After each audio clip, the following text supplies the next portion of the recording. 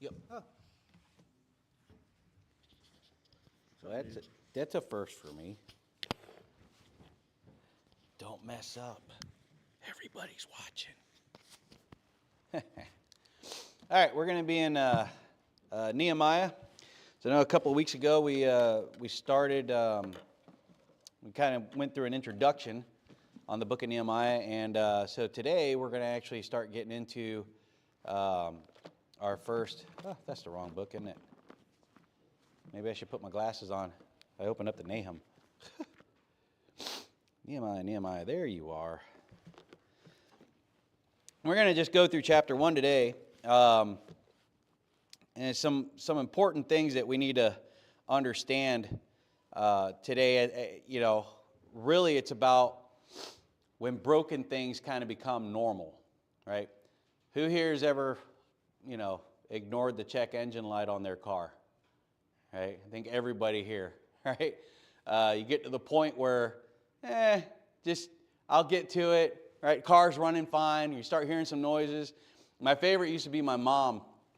My mom would say, I heard a noise in the car, but it went away when I turned the radio up. She would turn the radio up to make the noise go. Didn't fix the problem, but she just got used to it that way, right? And that's the problem that we see sometimes is sometimes those broken things just kind of become normal, right? You lived with broken for so long that it stops bothering you, doesn't annoy you anymore. I've got, everybody keeps asking me how my house is coming along since the storms, in 2024, and I'm like, my house is going to be perpetually at 90% complete.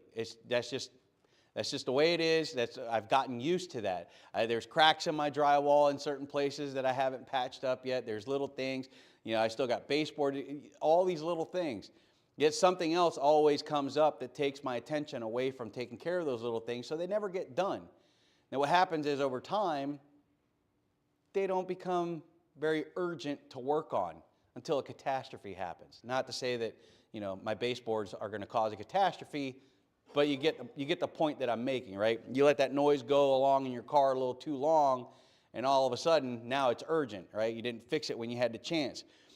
So those warning lights, maybe a crack in the foundation you ignore because, the house hasn't collapsed yet, so we should be good. Nothing feels urgent until suddenly it is. It's a problem. What about spiritually?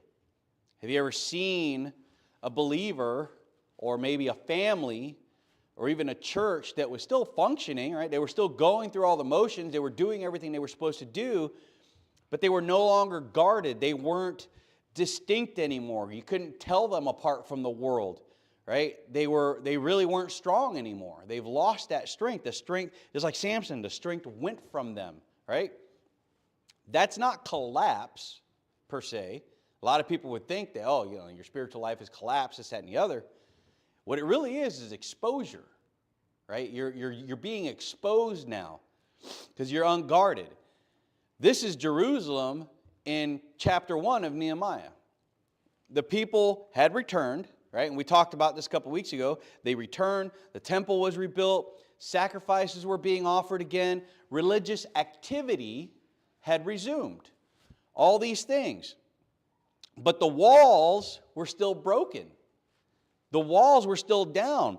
And when the walls are down, everything inside is vulnerable. Everything. Anything